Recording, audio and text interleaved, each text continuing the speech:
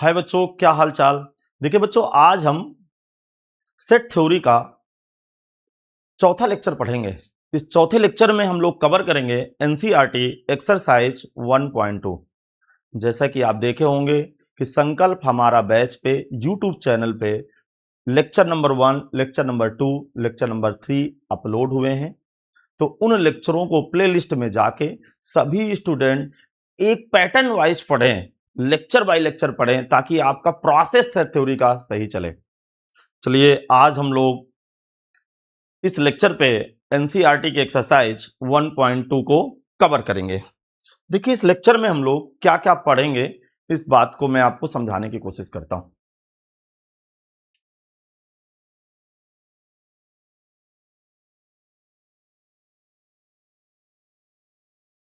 चलिए भाई स्टार्ट करते हैं बिना कोई समय खराब किए हुए।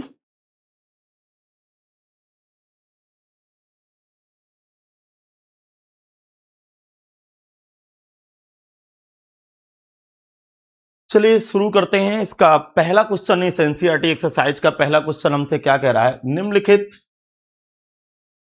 में कौन से रिक्त समुच्चय, हमें बताना है कौन से भाई एम्प्टी सेट है। जैसा कि आप पीछे लेक्चर में पढ़े हुए, एम्प्टी सेट किसे कहते हैं, जो खाली हो, जिसमें कोई एलिमेंट नहीं होता है, उसे हम लोग एम्प्टी सेट कहते हैं। अब इसका क्या कॉन्सेप्ट है, जरा दिमाग लगाइएगा, थोड़ा सुनने की कोशिश करिएगा।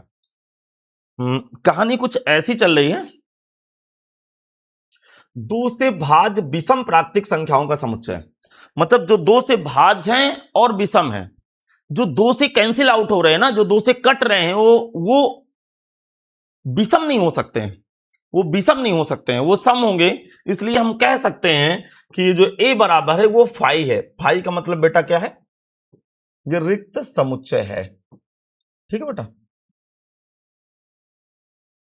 कह सकते हैं कि रिक्त समुच्चय है भैया। ये बात भी आपको समझ में आगे होगी कि रिक्त समुच्चय। सम अभाज्य संख्याओं का समुच्चय, ये बेटा क्या लिखा है, सम अभाज्य संख्याओं का समुच्चय। सम अभाज्य संख्याओं का समुच्चय क्या होता है, मैं आपको समझाता हूं। सम अभाज्य संख्याएं, जैसे कि पता है, इसमें केवल एकल समुच्चय होता है, दो। सम अभाज्य संख्या किसे कहते हैं, इसमें दो आ जाए, दो के अलावा कुछ नहीं होता है, इसलिए एकल समुच्चय, रिक्त समुच्चय नहीं है। तो मैं इसको कह सकता हूं रिक्त समुच्चय नहीं है, क्योंकि भरा इस पे। हाँ भाई, इसको देखिए बेटा, इस तीसरे पार्ट को जरा देखेंगे। तीसरा पार्ट क्या कह रहा है, मैं समझाने की कोशिश करता हूं तीसरे पार्ट को। तीसरे पार्ट की कहानी क्या है, मैं समझाता हूं। तीसरा पार्ट कह रहा है कि x एक प्राकृतिक संख्या है और x का मान 5 से छोटा हो, उसी समय 7 से बड़ा हो। जैसा कि यदि नंबर लाइन में मैं बात करूं तो इधर प्लस इनफाइनाइट, इधर माइनस इनफाइनाइट होगा। थोड़ा समझने की कोशिश करिएगा। और जैसा कि पता है कि ये जीरो है, यहाँ पे थोड़ी देर के लिए जीरो है, और मैं समझाने की कोशिश करता हूं, ये 5 है, ये 7 है, थोड़ी देर के लिए समझने की कोशिश करें। ये 5 है और ये 7 है। तो कहानी क्या है, थोड़ा समझने की कोशिश करिएगा। वो कह रहा है 5 से छोटा है, मतलब 5 से छोटा लेना है मुझे, इधर चलना है 5 से छोटा, और मुझे क्या करना है बेटा, 7 से बड़ा लेना है। क्वेश्चन कह रहा है कि 5 से छोटा हो और 7 से बड़ा हो। ऐसा दुनिया का कोई नंबर नहीं होता है जो 5 से छोटा हो और 7 से बड़ा हो, एक साथ हो। तो मैं कह सकता हूं कि इस वाले पार्ट में रिक्त समुच्चय है भाई। ये खाली है बेटा, रिक्त समुच्चय है। चलिए अब इसकी बात करता हूं। कह रहा है कि y सच दैट, y ऐसा है कि किन्हीं दो समांतर रेखाओं का उभयनिष्ठ बिंदु, मतलब जो पैरेलल स्ट्रेट लाइन होती है उनके कॉमन पॉइंट हो सकते हैं। जैसा कि आपको पता है कि जो पैरेलल स्ट्रेट लाइन होते हैं वो एक दूसरे को कभी इंटरसेक्ट नहीं करते, कभी प्रतिच्छेद नहीं करते हैं। तो मैं कह सकता हूं कि जैसे मैं समझाता हूं आपको, जैसे ये समांतर रेखाएं, मैं एक दूसरे के समांतर रेखाएं खींच रहा हूं, तो क्या आपको पता है ये कभी एक दूसरे को काटेंगे? नहीं काटेंगे। वो कह रहा है किन्हीं दो समांतर रेखाओं का उभयनिष्ठ, तो किन्हीं दो समांतर रेखाओं का जो उभयनिष्ठ बिंदु होगा, इंटरसेक्शन पॉइंट होगा, वो कोई पॉइंट नहीं निकलेगा। तो मैं कहूंगा इसको इसको इस वाले पार्ट को, चौथे वाले पार्ट को मैं लिख सकता हूं कि भाई ये रिक्त समुच्चय है। चलिए कॉपी और पेन उठाइए, नोट्स बनाइए। इस नोट्स में आप ये सब लिखिए, पहले वाले पार्ट में रिक्त समुच्चय है, दूसरे वाले पार्ट में रिक्त समुच्चय नहीं है, तीसरा और चौथा पार्ट भी रिक्त समुच्चय है। चलिए जल्दी से कॉपी करें इसको।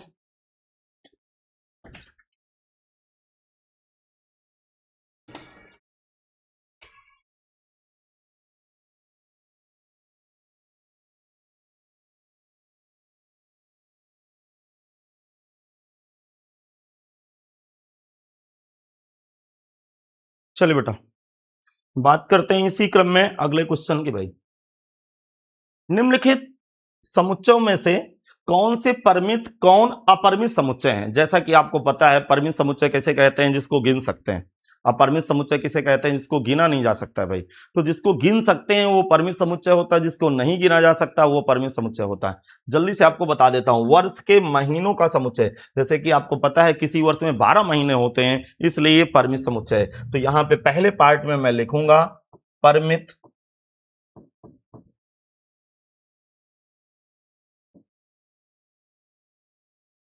समुच्चय है। इसी तरह आप नोट्स बनाइएगा, नोट्स पे आप लिखिएगा पहले पार्ट में कि परिमित समुच्चय है। हाँ, दूसरा पार्ट क्या करा बेटा? दूसरे पार्ट पे ध्यान से देखना, जैसे कैपिटल ए कोई सेट है और ये क्या लिखा है बेटा 1 2 3 4 5 ओ एंड्स 1 ऐसे चलता जा रहा है, एंड्स 1 ये ऐसे चलता जा रहा है।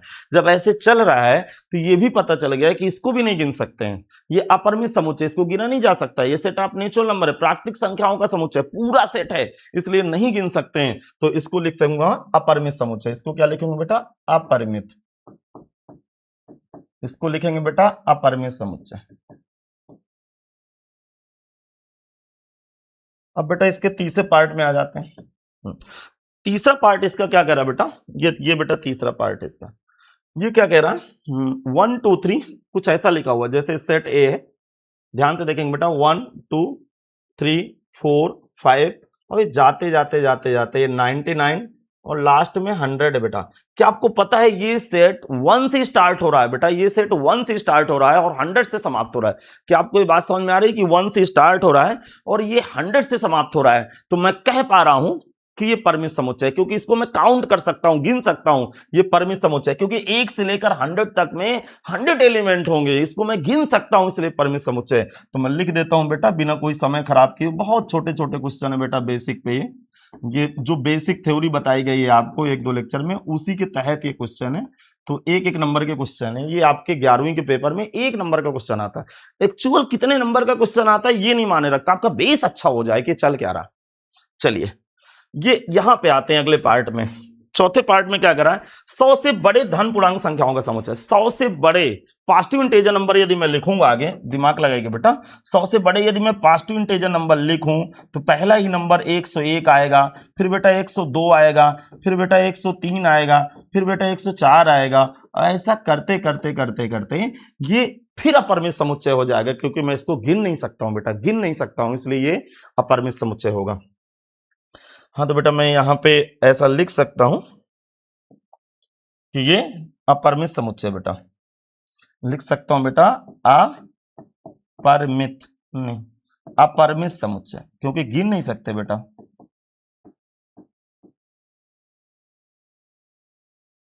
चलिए बेटा इसके अगले पार्ट पे बात करते हैं। 99 से छोटे अभाज्य पूर्णांक संख्याएं। आपको पता है 99 से छोटे अभाज्य जो पूर्णांक संख्याएं होंगी उनको हम गिन सकते हैं। जैसे 2 अभाज्य संख्या होती है, 3 अभाज्य संख्याएं होती हैं, 5 होता है। अभाज्य संख्या किसे कहते हैं? जो स्वयं से कटे और 1 से कटे। मेरी बात समझ। देखिए अभाज्य संख्या के हमेशा 2 गुणनखंड होते हैं, इसलिए एक अभाज्य संख्या नहीं होती, ये भी सुनिएगा। 2 अभाज्य संख्या होगी, क्योंकि 2 से कटता है, 1 से कटता है। एक ऐसी संख्या जो स्वयं और 1 से कटे वो अभाज्य संख्या होती है। तो 99 से छोटे आपको पता है 2 होगा, 3 5 7 ऐसे चलेंगे बेटा। जब ऐसे चलेंगे तो कुछ ना कुछ इसका डेटा होगा, तो मैं इसको लिख सकता हूं कि परिमित समुच्चय बेटा। मैं लिख सकता हूं परिमित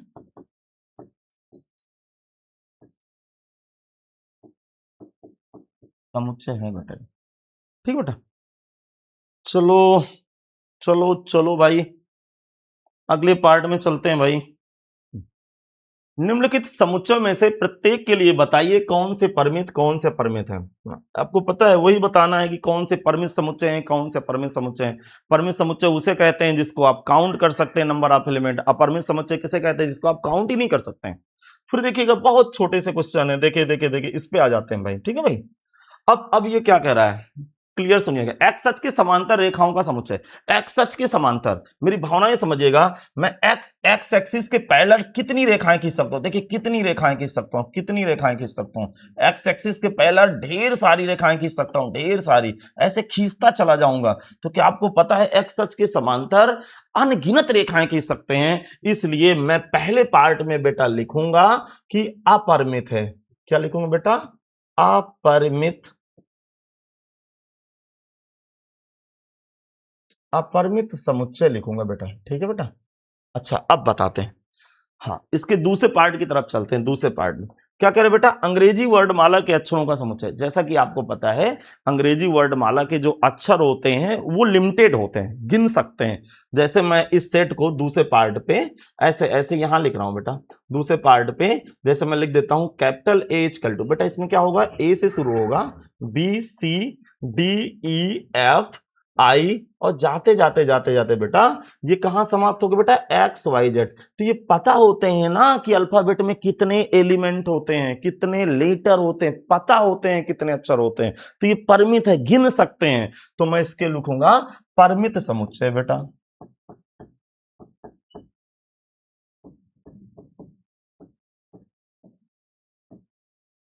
परिमित समुच्चय है। अब बेटा तीसरे पार्ट में चलते हैं। क्या कह रहा है बेटा? ये तीसरा पार्ट आते हैं बेटा, ये तीसरा पार्ट क्या कह रहा है बेटा? तीसरा पार्ट, तीसरे पार्ट में चलते हैं बेटा। तीसरे पार्ट में, तीसरा पार्ट बेटा ये कह रहा है, समझेंगे समझेंगे। तीसरा पार्ट कह रहा है कि उन संख्याओं का समुच्चय जो 5 का गुणज है, अर्थात 5 का मल्टीपल है। अब 5 के मल्टीपल के लिए बेटा क्या करेंगे आप लोग? 5 का मल्टीपल के लिए कुछ ऐसा करेंगे बेटा, 5 का मल्टीपल क्या होगा? 5, फिर 5, 5 गुणे 2 10, फिर 15। 5 का पहाड़ा पढ़ना है बेटा, टेबल पढ़ना है 5 का। क्या आपको पता है ये इनफाइनाइट सेट होगा, ये भी आगे बढ़ता जाएगा, इसको भी नहीं गिन सकते हैं। इसको लिखेंगे बेटा अपरिमित समुच्चय। क्या लिखेंगे बेटा? अपरिमित, अपरिमित समुच्चय बेटा, ठीक। अब बेटा अगले पार्ट पे आते हैं। अगला पार्ट क्या रहा है? पृथ्वी में, ये थोड़ा समझिएगा बेटा ये क्या चला है, इसको समझेंगे, इसको बेटा इसको समझेंगे। ये पृथ्वी में रहने इंपॉर्टेंट है बेटा। ऐसे क्वेश्चन आते हैं ना, ये वाले ऐसे क्वेश्चन आते हैं बेटा, तो ये गलत होते हैं, थोड़ा सा ध्यान से सुनिएगा। ऐसे क्वेश्चन आप गलत कर देंगे, मात्र 1 नंबर का क्वेश्चन है, आप गलत मत करिएगा बेटा, ठीक है बेटा। अब ये क्या तमाशा है मैं आपको समझाता हूं बेटा। वो क्या कह रहा है कि पृथ्वी में रहने वाले जानवरों का समुच्चय है। तो पृथ्वी में रहने वाले सबको लगेगा परिमित समुच्चय, जबकि ये बेटा परिमित समुच्चय। क्यों परिमित समुच्चय? क्योंकि कुछ ना कुछ डेटा होता है इन सब चीजों का, कुछ ना कुछ डेटा होता है कि पृथ्वी में कितने जानवर रहते हैं। जैसे फॉरेस्ट विभाग ये डेटा रखता है कि हमारे शहर का जो जंगल है उसमें कितने शेर हैं, कितने ये हैं, कितने वो हैं, तो ये सब डेटा रहता है इनके पास। तो आप लिख सकते हैं कि परिमित समुच्चय। ध्यान रखेंगे ये गलत होता है, इस क्वेश्चन पे विशेष ध्यान रखेंगे बेटा। लिखेंगे बेटा परिमित समुच्चय, क्योंकि सरकार के पास डेटा होता है कि कितने जानवर है भाई। मूलबिंदु से जाने वाले, ये भी इंपॉर्टेंट क्वेश्चन है बेटा। ये मूलबिंदु से जाने वाले वृत्तों का समुच्चय। क्वेश्चन एक्चुअल में कह रहा है कि मूलबिंदु से जाने वाले कितने वृत्त है भाई, मूलबिंदु से जाने वाले कितने वृत्त खींच सकते हैं। फिर मैं एक उदाहरण आपको यहां प्रस्तुत करता हूं। देखो बेटा, ये सपोज दैट ये मूलबिंदु से जाने वाला एक सर्कल हो गया ये, ठीक है। फिर यहां पे मैं एक सर्कल ऐसे बना सकता हूं, फिर मैं एक सर्कल ऐसे बना सकता हूं बेटा, थोड़ा सा ध्यान देखें, एक सर्कल ऐसे बना सकता हूं। ये सारे मूलबिंदु से गुजर रहे हैं। तो क्या आपको पता है कि मूलबिंदु से जाने वाले अनगिनत सर्कल बना सकते हैं, बहुत सारे सर्कल बना सकते हैं। तो हम ये कह पा रहे हैं कि ये बेटा अपरिमित समुच्चय है, इसको भी हम गिन नहीं सकते हैं। तो अगले पार्ट में बेटा लिखेंगे अपरिमित समुच्चय, अपरिमित समुच्चय। बहुत छोटी छोटी बात है बेटा। हम बेटा अगले पार्ट पे चलेंगे बेटा। निम्नलिखित में बताइए कि कौन से ए बराबर बी हैं। क्या आपको पता है ए बराबर बी किसे कहते हैं? ए बराबर बी से कहते हैं ए के सारे अवयव बी में हो, बी के सारे अवयव ए में हो, तभी सेट बराबर होता है। याद करिए मेरे पिछले लेक्चर पे मैंने क्या बताया था कि दो सेट आपस में तभी बराबर होते हैं जब सेट ए सेट बी के सारे एलिमेंट एक दूसरे से मैच हो जाएं, मिल जाएं, और नंबर ऑफ एलिमेंट ए में नंबर ऑफ एलिमेंट बी में बिल्कुल सेम होने चाहिए, अलग अलग नहीं होने चाहिए। अलग अलग हो जाएगा तो गड़बड़ हो जाएगा। तो क्या आप देख रहे हैं ए है इसमें, तो इसमें ही है बेटा। इसमें क्या देख रहे हैं बेटा, बी है, तो इसमें भी है। ये सी देख पा रहे हैं क्या, ये भी तो है बेटा। ये डी है बेटा, ये भी तो है। कि आपको ये भी तो पढ़ाए हम कि अवयवों का क्रम कुछ भी हो सकता है, सेट सेम रहता है, जबकि एलिमेंट सेम होने चाहिए, क्रम कुछ भी हो सकता है। मैं कह पाऊंगा, यहां कुछ ऐसा लिख सकता हूं बेटा, क्योंकि ए तथा बी के सभी अवयव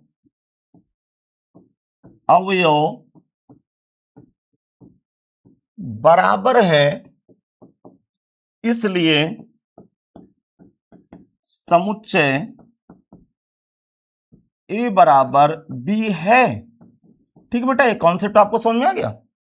चलिए बेटा अगले क्वेश्चन की तरफ मूव ऑन करते हैं। वही चीज बताना है कि ये ए बराबर बी है कि नहीं। बहुत ध्यान से सुनना, आपको बहुत अच्छा लगेगा। इसमें 4 है बेटा, इसमें भी है, इसमें 8 है बेटा, इसमें भी है, इसमें बेटा 16 है, इसमें भी है बेटा ये 16, लेकिन इसमें 12 तो है, लेकिन यहां 12 नहीं है। अर्थात ये वाला एलिमेंट इससे मैच नहीं खा रहा, और ये वाला एलिमेंट इससे मैच नहीं खा रहा। तो नंबर ऑफ एलिमेंट तो सेम है, 1 2 3 4। इसमें भी 4 एलिमेंट है, इसमें भी 4 एलिमेंट, लेकिन उन 4 एलिमेंट में डिफर है, अलग अलग है। तो मैं कहूंगा कि ये सेट बराबर नहीं है। तो मैं लिख सकता हूं, चूंकि 12 बिलोंग ए और 12 डज नॉट बिलोंग बी। मैंने क्या लिखा बेटा, ध्यान से देखना कि 12 ए को बिलोंग करता है, किंतु 12 बी को बिलोंग नहीं करता। और बेटा ये देखिए, ये वाला नंबर 18 बी को बिलोंग करता है, जबकि 18 ए को बिलोंग नहीं करता है। इसलिए ए डज नॉट इक्वल बी है। ए डज नॉट इक्वल का मतलब बेटा क्या होता है कि सेट ए सेट बी आपस में बराबर नहीं है। उम्मीद है कि ऐसे क्वेश्चन भी आप पेपर में संभाल लेंगे। बिल्कुल एकदम से कॉन्फिडेंस के साथ स्मूथ पढ़ाई करिए। मैं आपसे वादा करता हूं कि आपको एक एक कॉन्सेप्ट आपको ऑनलाइन क्लास में प्रोवाइड करा दूंगा।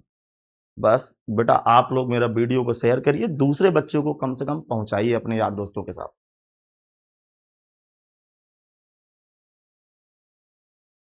फिर बेटा देखें, सबसे बड़ी बात क्या है कि ये रोस्टर मेथड में लिखा हुआ है, ये निर्माण विधि में बेटा लिखा हुआ है। एक सेट रोस्टर मेथड में लिखा हुआ है, दूसरा बेटा निर्माण विधि में लिखा हुआ है। तो मुझे करना क्या बेटा कि मैं तो समझ लूं, फील कर लूं, या फिर दोनों को रोस्टर मेथड में बना लेता हूं। तो एक्चुअल में पहले से रोस्टर मेथड में बेटा लिखा हुआ है 2 4 6 8 10। अच्छा दूसरा है बेटा, जो दूसरा है बेटा ये कुछ ऐसा भरा हुआ है x1। देखिए ध्यान सुनिएगा, x1 ये क्या लिखा हुआ है, x1 समधन पूर्णांक संख्या है, और x का जो मान है बेटा वो क्या लिखा हुआ है, 10 या 10 से छोटा। तो ध्यान रखेंगे बेटा क्या आएगा, 10 से छोटा, और 10 भी लेना है। तो समधन पूर्णांक पॉजिटिव इंटीजर नंबर लेना बेटा। तो क्या आपको पता है बेटा 2 से स्टार्ट होगा, 2 से, फिर 4 आएगा, फिर 6 आएगा, फिर 8 आएगा, 10। बेटा ये इक्वल का साइन लगा, ये वाला साइन जो होता है ना बेटा इक्वल का होता है। इसका मतलब ये भी बात आपको पता चल गई होगी कि 2 से 10 तक ये रोस्टर मेथड में नंबर भरे हुए हैं, एक ही मतलब है। तो मैं क्या कह सकता हूं कि ए और बी के अवयवों की संख्या समान है, अवयव भी समान है। 2 बिलोंग्स ए 2 बिलोंग्स बी, 4 बिलोंग्स ए 4 बिलोंग्स बी, 6 बिलोंग्स ए 6 बिलोंग बी, 8 बिलोंग ए 8 बिलोंग बी, 10 बिलोंग ए 10 बिलोंग बी। तो सारे एलिमेंट जो ए वाले बिलोंग करते हैं वही एलिमेंट बी को भी बिलोंग करते हैं। तो मैं कह सकता हूं कि ए बराबर बी है। तो मैं नीचे लिख सकता हूं ए इक्वल बी है। ठीक है बेटा, चलिए बेटा अगले क्वेश्चन की तरफ आते हैं बेटा। अब ये क्या कह रहा है, ये कह रहा है बेटा 10 का एक गुणज है। तो जैसे बेटा मैं इसको लिखूंगा 10 का एक गुणज है, तो बेटा मैं 10 लिखूंगा, 10 के बाद बेटा 20 लिखूंगा, फिर 30 लिखूंगा बेटा, फिर 40 लिखूंगा। ऐसा करते करते बेटा ये इनफाइनाइट सेट होगा, परमेय समुच्चय होगा। जैसा कि बेटा यहां देख पा रहे हैं, ये 10 लिखा हुआ बेटा, फिर 15 लिखा हुआ है, फिर 20 लिखा हुआ बेटा, फिर 25 लिखा हुआ, फिर 30 लिखा हुआ है। अब आप देखिए ये जो एलिमेंट है ना, ये जो 15 वाला कहानी, ये 15 है, ये 30, ये बेटा बी में है किंतु ए में नहीं है बेटा। इसलिए मैं कह सकता हूं कि समुच्चय ए तथा समुच्चय बी समान समुच्चय नहीं है। मैं नीचे यहां लिख सकता हूं ए तथा बी समान समुच्चय नहीं है, या फिर ऐसे लिख सकता हूं ए डज नॉट इक्वल बी है। एक ही मतलब होता है बेटा। चलिए बढ़ाते हैं आगे। आ जाइए आ जाइए, कौन से युग्म समान है? क्या निम्नलिखित युग्म समान है? युग्म समान का मतलब कि सेट ए सेट बी क्या बराबर हैं? कारण सहित बताइए। जबकि पहला सेट में 2 3 लिखा हुआ है और जो दूसरा सेट है ये वाला सेट बेटा देखेंगे तो इसको रोस्टर मेथड के बजाय निर्माण विधि पे लिखा हुआ है, तो इसको मैं रोस्टर मेथड पे बना रहा हूं।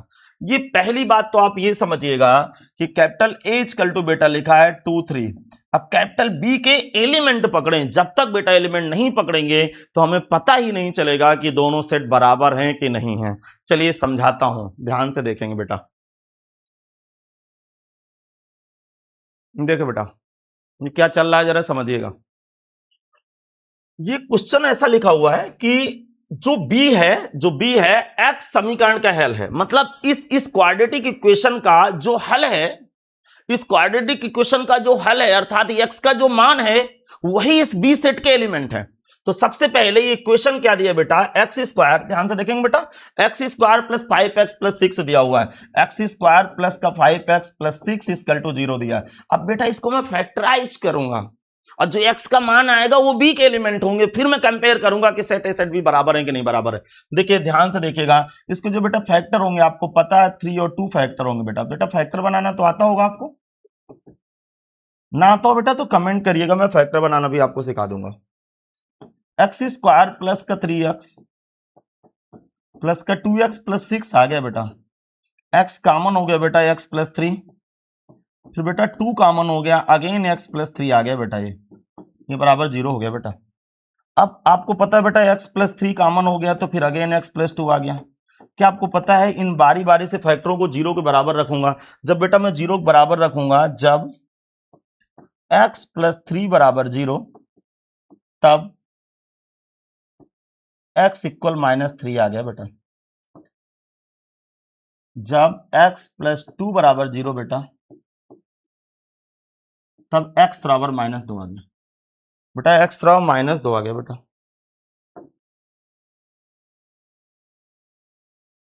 ये बेटा -2 आ गया बेटा, -2। क्या आपको पता है बेटा वो कह रहा है कि x समीकरण का एक हल है, मतलब x है क्या, इस समीकरण का एक हल है। तो मुझे बताइए समीकरण का हल कौन कौन आ गए, 2 और 3। इसका मतलब मैं कह सकता हूं कि इसके हल कितने आ गए बेटा, -2 -3। क्या आप देख रहे हैं 2 a को बिलोंग करता है जबकि 2 बिलोंग नहीं करता b को, 3 a को बिलोंग करता है 3 जबकि b को बिलोंग नहीं करता। ये कह सकते हैं कि set A set B disjoint set है। डिसजॉइंट सेट का मतलब कोई भी एलिमेंट एक दूसरे से मैच ना करता हूं।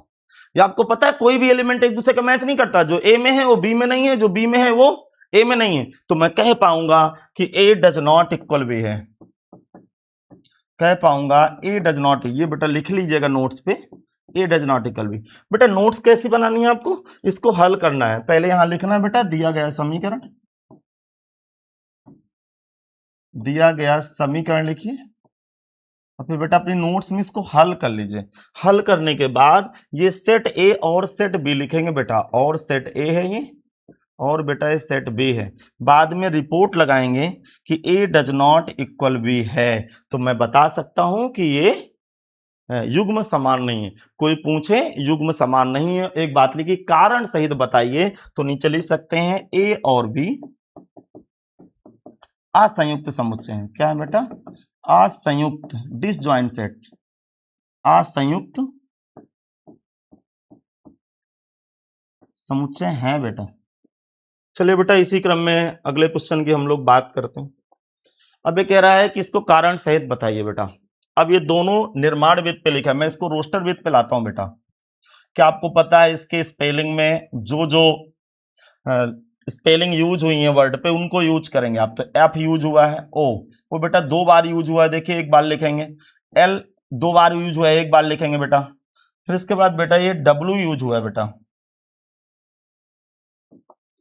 इसके बाद बेटा ये W यूज हुआ है। कैपिटल बी वाला सेट देखेंगे बेटा तो W यूज हुआ है, O यूज हुआ है बेटा, L यूज हुआ है, F यूज हुआ है। जैसा कि मैंने पीछे के लेक्चर में आपके साथ डिस्कस किया है कि एलिमेंटों का क्रम कुछ भी हो सकता है, इसमें डरने की जरूरत आपको नहीं है, एलिमेंटों का सेट कुछ भी हो सकता है बेटा। अब आगे समझाता हूं, मैं लिख सकता हूं अतः A बराबर B है बेटा। ये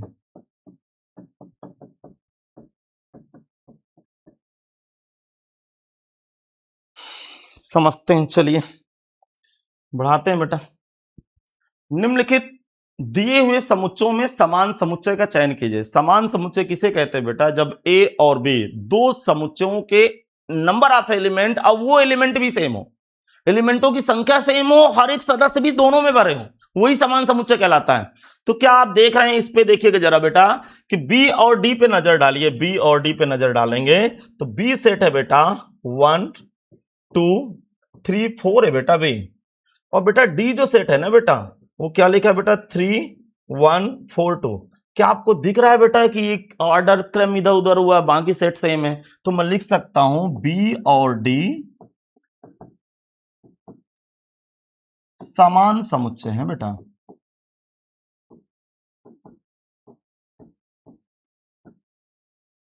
समान समुच्चय है बेटा।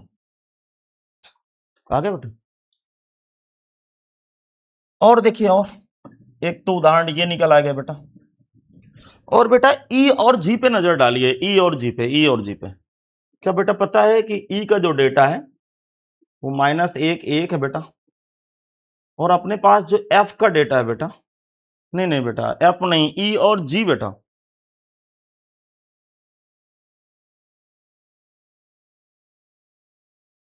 G बेटा पकड़े G, ये F है बेटा G, G भी 1 -1 है बेटा, ये भी लिख सकते हैं।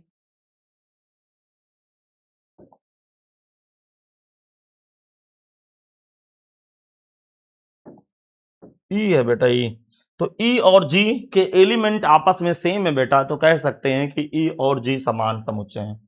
E और G समान